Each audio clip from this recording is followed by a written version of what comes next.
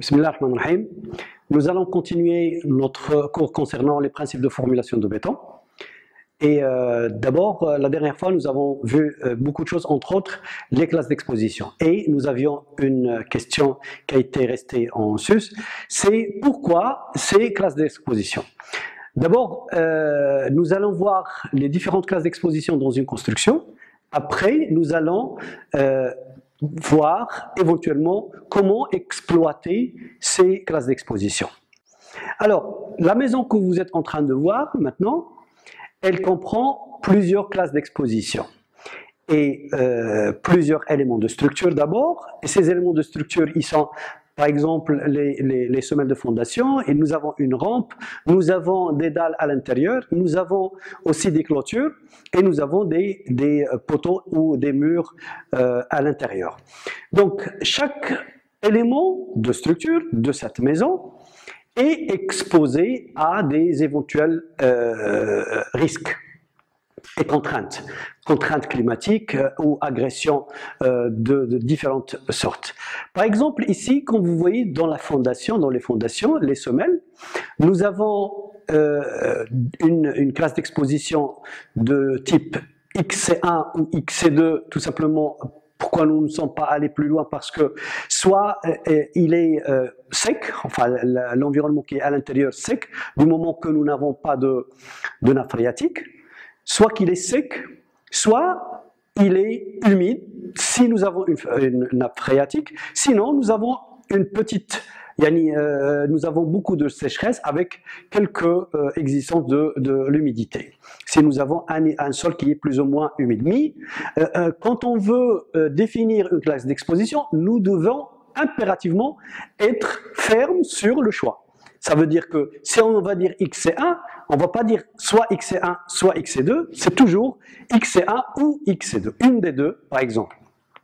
Si nous avons un sol agressif, ça veut dire si nous avons présence de quelques formes chimiques qui peuvent être agressives à notre fondation, nous devons impérativement définir quelle classe d'agressivité concernant les produits chimiques. Donc c'est XA1 ou XA2 ou XA3, ça dépend du taux de l'agressivité. Ça, c'est concernant les fondations. Concernant par exemple la dalle à l'extérieur, qui est la rampe, cette dalle à l'extérieur, elle est exposée d'abord au gel, comme vous voyez, parce que nous avons ici le sapin qui représente le gel.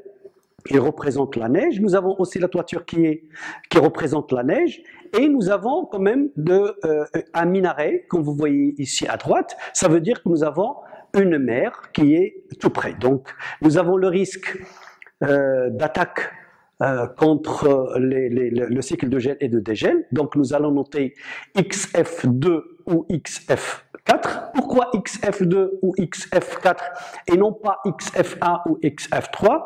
Parce que XF2, c'est une agressivité ou une exposition au cycle de gel et de dégel, mais en présence du sel marin, et parce que nous avons de la mer qui est de près, donc nous avons un risque du sel marin. Ce sel marin qui va être véhiculé par l'air.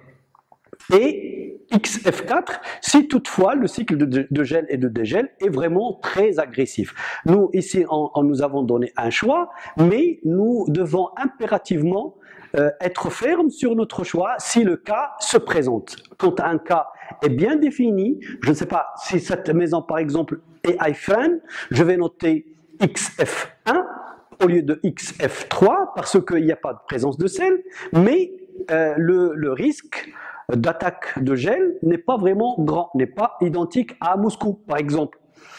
Et nous avons XS1 comme attaque de sel marin, d'origine marin. Donc XFS1 tout simplement parce que nous n'avons que de l'air qui véhicule ce sel marin. Le voile qui est à l'extérieur, il est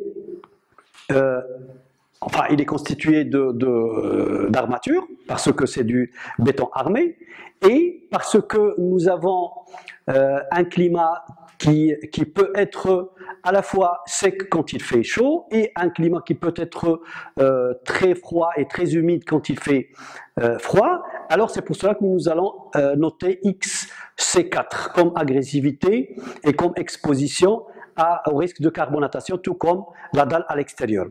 Et nous avons la même chose quand il s'agit d'exposition au sel marin, donc XS1, XF2 ou XF4, la même chose, parce que ici nous avons le risque de gel.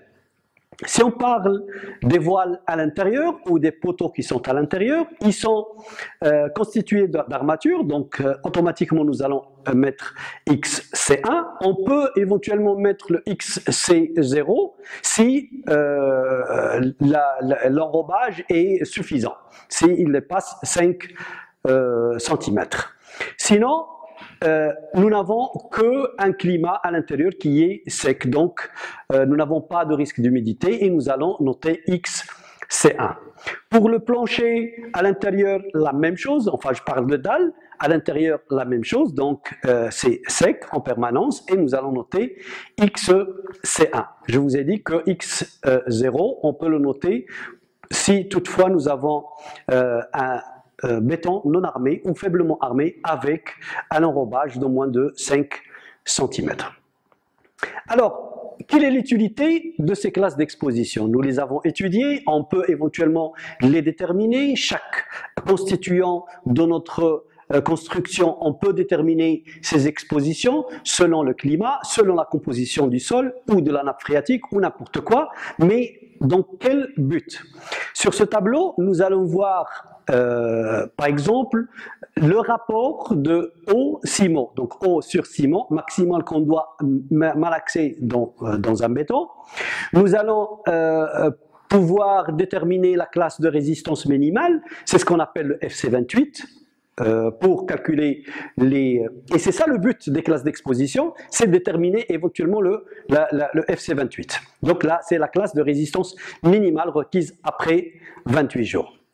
La quantité minimale de ciment qu'on doit mettre au mètre cube dans un malaxage, d'accord, la teneur minimale en air, si jamais il y a lieu, et autres composants qu'on peut ajouter au béton. Pas les composants de ciment, comme nous avons vu la dernière fois, mais c'est des composants qu'on peut ajouter au béton, ainsi que le label du béton. Donc nous allons voir d'abord la classe d'exposition qui peut éventuellement nous donner de la corrosion induite par carbonatation. Et nous avons, comme vous voyez que sur la première colonne, nous avons le XC0. On n'a pas vraiment une spécification sur le rapport eau sur ciment, encore moins une classe de résistance parce que généralement c'est du mortier, ce n'est pas un béton, donc il n'est pas très sollicité à la compression, et la quantité minimale qu'on peut mettre dans le béton, dans ce malaxage, c'est 150 kg par mètre cube. Alors, une fois il y a un risque de carbonatation, donc nous allons noter le XC. Et il y a, comme vous voyez ici, une différence entre XC1, XC2, XC3 et XC4. Et cette différence se voit clairement entre XC4 et XC1. En général, les trois premiers, ils ont la même, plus ou moins, même rapport au serciment. Par contre, la résistance minimale requise, elle est plus ou moins identique. Donc nous allons pour le XC1, nous allons C20, 25, nous avons vu la dernière fois cette classe de résistance minimale. Je vous ai dit que C20, donc les premiers c'est pour le cylindre et les deuxièmes pour les prismes. Donc si nous avons un poteau cylindrique, donc nous allons prendre la FC28 est égale à 20 mégapascal, et si nous avons un poteau ou une dalle qui est d'architecture rectangulaire, cubique, etc., donc nous allons prendre le FC28 est égal à 25 mégapascal. Donc la question, si nous avons besoin d'un FC28, c'est soit le 20 pour tout ce qui est circulaire, et soit le 25 si l'architecture n'est pas circulaire. Donc, et la quantité de ciment minimale qu'on doit avoir, c'est 260 kg par mètre cube. De même pour XC2, la différence se voit sur la quantité sur XC3, ainsi que la résistance minimale requise à 28 jours, et sur XC4.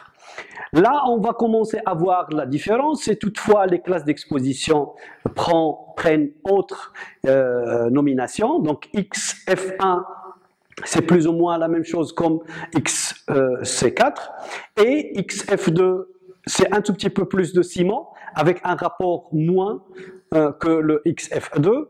XF3, le même rapport, mais quantité de ciment un tout petit peu plus élevée, donc une résistance minimale requise plus élevée, et XF4 encore plus. Donc on remarque ici, il y a une différence. Même pour la teneur minimale en air, ici on voit qu'il y a une teneur minimale qu'on doit avoir. Ça veut dire qu'il y a plus d'agressivité, et cette teneur en air, comme je vous ai montré la dernière fois dans le cours relativement aux adjuvants, donc c'est les adjuvants qui sont responsables de l'entraînement de l'air dans le malaxage. Donc nous avons besoin au moins de 4% pour XF2, XF3 et XF4, 4% minimal de l'air. Et les labels aussi, peu importe les labels pour XF1 et XF3, du moment qu'il n'y a pas d'existence de sel, mais une fois il y a existence de sel, comme je vous ai dit, XF2 et XF4, ça veut dire qu'il y a existence de sel. Donc là, on doit mettre un ciment pour le XF2 impérativement avec le label PM, mais une fois on passe à le XF4, donc soit le label PM ou le label PS. Aussi, il peut faire l'affaire. Autre chose, par exemple, si nous avons de l'eau de mer, donc ça veut dire que nous avons une corrosion induite par chlorure et qui existe dans l'eau de mer, donc XS1, XS2 ou XS3, ça dépend de l'attaque, ça dépend, est-ce qu'il est, cette attaque est juste par de l'air véhiculant du sel marin ou immergé carrément dans l'eau de mer, ou il se trouve dans une zone de marnage. Donc une fois il y a de la mer et une fois il n'y a pas de mer. Donc ici vous voyez que soit le FC28 ou la classe de résistance minimale change, et aussi la quantité d'eau change, de ciment, pardon, change, donc par classe. Si cette chlorure est d'origine non marin, donc là on passe à XD1, XD2 et XD3. Donc toujours, je rappelle, une fois il y a notification de XD, nous ne devons pas notifier le XC. Donc parce que XD et XC, c'est la même chose. Toutefois, le XD, il comprend aussi l'attaque de sel, mais d'origine non marin. Aujourd'hui, on va voir aussi pour l'environnement chimique, s'il y a une attaque chimique. Donc là, on doit noter XA, et ça dépend de l'agressivité. On va noter XA1, XA2 et XA3. Chacune d'elles prend une classe de résistance minimale, et il prend une quantité d'eau et de ciment différente. Peu importe si on a une présence d'air suffisante ou pas, mais nous avons besoin d'un label, d'un ciment avec le label PMCP pour le XA1, et XA2, XA3, c'est le label ES. Alors, tout ça nous mène à une conclusion. Ça veut dire que malaxer un béton, ce n'est pas un jeu. Donc, chaque élément de structure a besoin d'un béton adéquat pour lui. Nous allons voir dans cette construction il n'est pas à côté de la mer, mais il a un côté qui est en contact avec la mer, avec une piscine à l'intérieur, comme vous voyez. Le E de la piscine, il est en bas, hein, je m'excuse, donc il n'est pas vraiment clair. Nous avons un magasin de stockage de produits chimiques, et nous avons besoin de malaxer des bétons pour cette construction. Est-ce que nous allons malaxer n'importe quoi, n'importe comment pour construire cette maison, ou nous devons impérativement choisir le béton adéquat? et surtout quand on veut calculer notre béton armé. Ça veut dire, avant de calculer le béton armé, il faut déterminer ce qu'on appelle la valeur FC28. Et cette valeur FC28, on ne peut l'avoir que si on définit tout d'abord les classes d'exposition. Donc nous avons la mer à côté, nous avons de la neige et nous avons une nappe phréatique comme vous voyez en bas avec un pH est égal à 6,4 ainsi qu'un magasin qui contient des produits chimiques.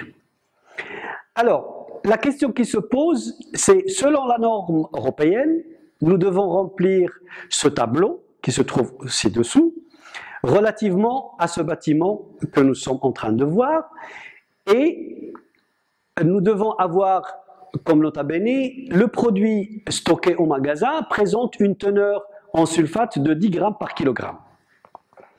Et quand on va remplir ce tableau, nous devons aussi ajouter des adjuvants éventuels et dans ce cas-là, nous n'avons qu'à mettre juste des abréviations au lieu d'écrire toutes les lettres de l'adjuvant. Alors le tableau, nous devons avoir les différentes classes d'exposition, nous devons avoir la classe de résistance requise à la compression, bien sûr après 28 jours, le dosage de ciment en kilogrammes par mètre cube et la quantité d'eau efficace pour malaxer notre béton. Je reviens d'abord pour déterminer les classes d'exposition, nous allons revenir à notre construction et cette construction est composée de plusieurs éléments. D'accord? Comme vous voyez ici, 3 semelles qui sont en contact avec une nappe phréatique, une semelle loin de la nappe phréatique. Nous avons un voile qui est en contact avec l'eau de mer, nous avons une piscine à l'intérieur et nous avons de la neige. Alors, sur ça, nous allons voir chaque partie à part entière pour pouvoir déterminer les classes d'exposition. Et par la suite, nous allons déterminer les autres éléments pour le tableau que nous avons vu tout à l'heure. Alors, d'abord, nous allons voir la rampe numéro 1. Comme vous voyez, elle est à gauche. D'accord? Cette rampe numéro 1, comme vous voyez ici, nous avons de la neige, donc nous avons un attaque, où là, nous avons une exposition au cycle de gel et de dégel. Sur ça, nous avons à déterminer le béton de notre rampe, il est déjà un béton armé. Donc pourquoi? Parce que tout simplement il y a des véhicules qui vont entrer et sortir et il doit être en béton armé. S'il est en béton armé, s'il y a de la neige, avant la neige il y a la pluie, donc nous avons un risque de carbonatation. Nous avons de la neige, nous avons un risque de gel et de dégel. Et nous avons aussi la mer, donc nous avons du vent qui va véhiculer du sel marin. Nous avons le risque du sel marin. Les classes d'exposition, d'abord, comme vous voyez ici sur le tableau, classe d'exposition de carbonatation, XC1, XC2, XC3, XC4. Et notre rampe, est-ce qu'elle vit dans un environnement sec en permanence ou humide en permanence? Si c'est le cas, nous allons écrire XC1. Si l'environnement est humide mais rarement sec, nous allons écrire XC2. Si l'environnement il est humide modéré, XC3. Et si il est en alternance entre la sécheresse et l'humidité, nous allons écrire XC4. Nous allons écrire XC3 parce qu'il est humide, parce que nous avons la brume de la mer, il est à côté, et nous avons un environnement qui est humide, mais cette humidité elle est modérée. Pas uniquement ce risque, parce que nous avons aussi le risque de gel, et puisqu'il y a une présence de l'eau de mer, nous allons écrire soit XF2, soit XF4, ça dépend de l'agressivité. Nous n'avons pas une très grande agressivité, donc nous allons écrire XF2, parce qu'elle est à côté de la mer, donc il n'y a pas beaucoup d'agressivité. Je parle de l'agressivité de gel et de dégel. Ici, il y a présence de sel, mais ce sel n'est pas d'origine non marin, c'est un sel d'origine marin. Alors, dans ce cas-là, l'environnement enfin de la rampe, est-ce qu'il est immergé? Il n'est pas immergé, il est loin de la mer, enfin pas loin, mais il n'est pas en contact de la mer, et il ne vit pas dans une zone de marnage. Donc cette rampe, il est exposé uniquement à l'air qui est véhicule du sel marin. Donc nous allons noter XS1. Nous allons d'abord déterminer les classes d'exposition de tous les composants. Après ça, nous allons voir les classes de résistance requises à la compression. Alors ça, c'était pour la rampe numéro 1. La rampe numéro 2 qui est au-dessous, donc ça veut dire elle est au-dessous du magasin, elle est en contact avec comment dirais-je, le produit stocké du magasin. D'abord, il y a un risque de carbonatation parce qu'il y a de l'armature, mais elle vit dans un environnement qui est sec en permanence. Elle est loin de toutes sortes d'humidité. Donc c'est pour cela que nous allons noter XC1. Nous n'allons pas noter XS ou XD parce qu'il n'y a pas de risque de sel, et nous n'allons pas noter XF parce qu'il n'y a pas de risque de gel parce qu'il vit à l'intérieur. Donc nous avons XC1 pour la rampe numéro 2. Mais il y a existence de produits chimiques qui est le sulfate, d'accord, de 10 grammes par kilogramme. Parce que le sol, ici, comme vous voyez, c'est un sol qui est sec. Il n'est pas un sol humide, pas comme la nappe qui est au-dessous. Donc moi, je parle du sol qui est en contact avec la rampe ou avec le R2. Alors, donc, si je vois sur le tableau figurant les classes d'exposition chimique, nous allons voir que 10 grammes par kilogramme, ça veut dire 10 000 milligrammes par kilogramme. Et ça veut dire que nous avons une classe XA2. Et nous allons remplir notre tableau XA2 quand il s'agit de R2. Le sol, ou la semelle 1, elle est dans un sol qui est sec, d'accord, mais loin de toute humidité, loin de toutes sortes de gel et de dégel, et loin de toutes sortes de produits chimiques. Donc nous n'avons que le XC1, parce que l'environnement est sec en permanence. De même pour la dalle 1, pour la dalle 2, vous allez dire que la dalle 1, nous avons une piscine. Certes, nous avons une piscine, cette piscine, et il donne un environnement qui est humide en permanence, et humide en permanence, ça veut dire XC1. Soit humide en permanence, soit sec en permanence, c'est toujours XC1. La dalle numéro 2, la même chose, la dalle numéro 3, la même chose, et la dalle numéro 4, la même chose. Donc dans ce cas-là, je vais noter même pour le poteau numéro 3 qui est à l'intérieur, d'accord, le poteau ou voile à l'intérieur, P3, lui aussi, il vit dans un environnement soit sec en permanence, soit humide en permanence quand on parle de la piscine. Je m'excuse, la piscine avec un E, mais le E, il est en bas. Alors, tout ça, c'est aucune classe d'exposition autre que le XC1 n'est présente. Pour les semelles S2, S3 et S4, elles sont en contact avec une nappe phréatique. Cette nappe, d'accord, elle a un pH de 6,4. Mais elles ont de l'armature aussi, il ne faut pas oublier ça. Donc nous allons voir d'abord parce qu'ils vivent dans un environnement qui est humide, mais il est rarement sec. De temps en temps, on peut trouver cette nappe qui n'existe plus parce que il y a une dispersion de l'eau, d'accord? Donc, soit humide en permanence, mais généralement, on va dire que c'est humide, rarement sec parce que c'est plus agressif et on va adopter le XC2. Donc, d'abord XC2 et après, parce que la nappe elle a un pH mètre de 6,4, nous allons voir dans le tableau de XA, nous allons voir ici, comme vous remarquez, 6,4, elle est dans le premier tableau, donc la première colonne, c'est XA1. Donc nous allons noter XA1 pour les 3 semelles. XA1 avec XC2. Tout ça, nous allons dire pourquoi. Hein. Par la suite, nous allons voir pourquoi nous avons déterminé toutes ces classes d'exposition. Là, nous allons voir pour le poteau numéro 1 ou le voile numéro 1, le poteau, il est à la fois en contact de la neige, il est aussi en contact avec l'air qui véhicule le sel marin et il a de l'armature. Donc, nous allons avoir les deux combinaisons R1 et R2, parce que R2, il a aussi l'attaque chimique.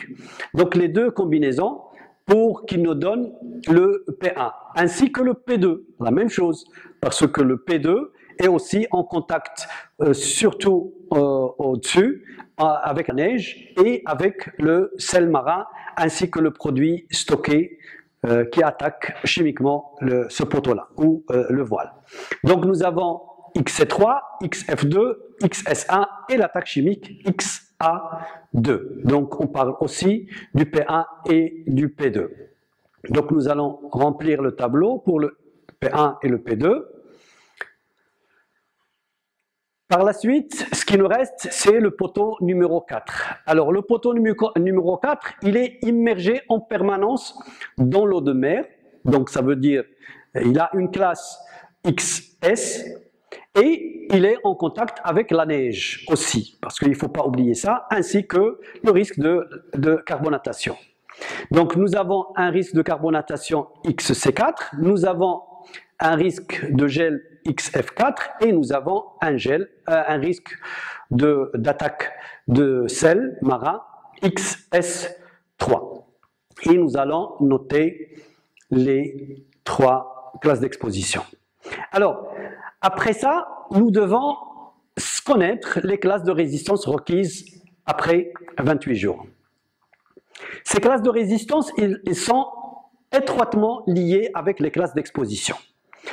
Et nous avons vu tout à l'heure les tableaux qui donnent une idée sur ces classes de résistance qui ont une relation avec les classes d'exposition. Nous allons déterminer d'abord les classes de résistance, dosage en ciment et la quantité d'eau. Alors, pour la classe, pour la première rampe, le premier rampe, c'est XC3, XF2 et XS1. Donc nous allons les noter ici. Et nous allons voir pour le XC3, nous avons pour le XC3 une quantité, un rapport eau sur ciment de 0,60. Nous avons une classe de résistance C25-30 et nous avons une quantité de ciment de 200 kg par mètre cube. Ça, c'est pour le XC3. Mais nous n'avons pas uniquement le XC3, nous avons aussi le XF2. Et le XF2, comme vous voyez sur la colonne, c'est 0,55 comme rapport au surciment. Comme classe de résistance minimale, nous avons le C25-30 et comme quantité de ciment, 300. Et dans ce cas-là, si nous n'avons que ces deux classes d'exposition, nous allons automatiquement choisir la plus défavorable, ça veut dire 300 kg de ciment avec une classe minimale requise de C20-25 et un rapport de 0,55. Mais puisque nous avons aussi une classe d'exposition XS1, ça veut dire nous avons le 0,55 comme rapport, c'est 30-37, donc nous avons besoin d'un béton minimum avec une classe de résistance de 30-37, sinon plus de 30 et de 37 s'il s'agit de cubes et de prismes, avec une quantité de ciment de 330. Donc c'est ça ce que nous allons noter sur notre tableau. 0,55 qu'on va la convertir, bien sûr 330 multiplié par 0,55 qui va nous donner 181 litres, et les classes de résistance C30-37 avec un dosage de 330 et la quantité d'eau 181,50 litres pour malaxer notre béton. De même, pour les autres, donc nous n'avons pas à avoir une Bac plus 10 pour comprendre tout ça, il suffit d'appliquer les règles données par la norme européenne.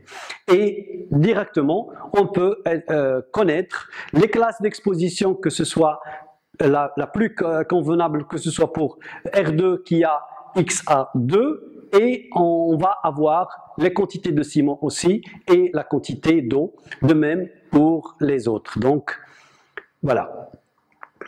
Si on parle maintenant d'adjuvants, comme je vous ai montré sur le cours précédent, nous avons besoin d'un adjuvant quand il s'agit, par exemple, là on va voir chaque élément à part.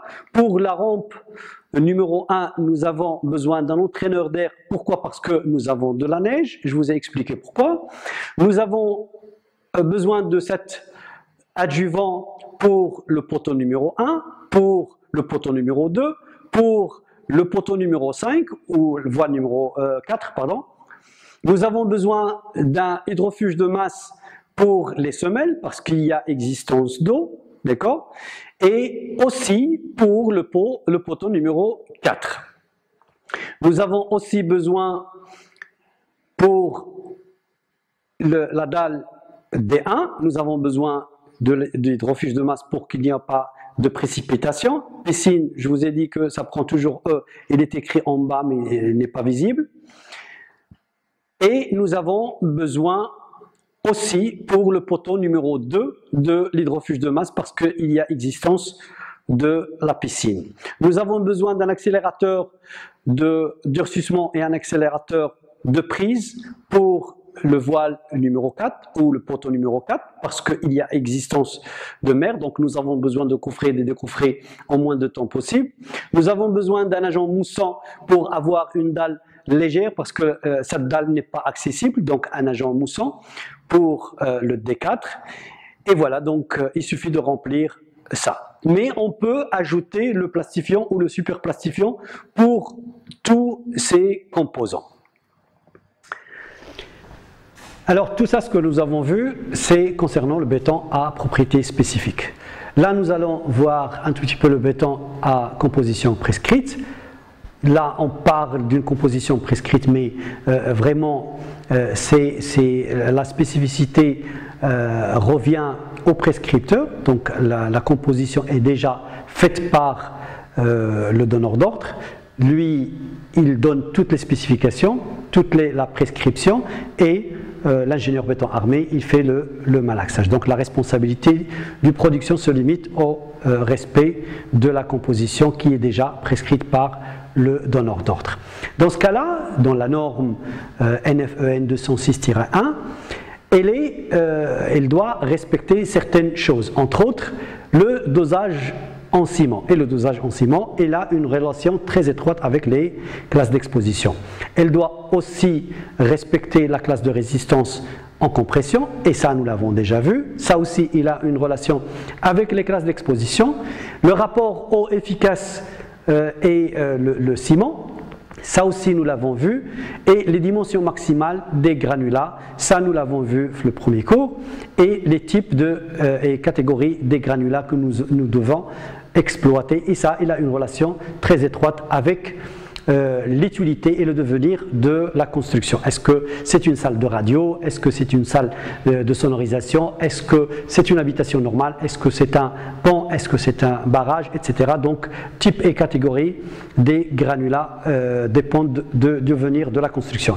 Ainsi que les types et quantités des adjuvants ou additions qu'on doit mettre. Et ça aussi, il a une relation très étroite avec la construction et avec la mise en œuvre et la mise en place de notre béton. Ça, nous l'avons déjà vu.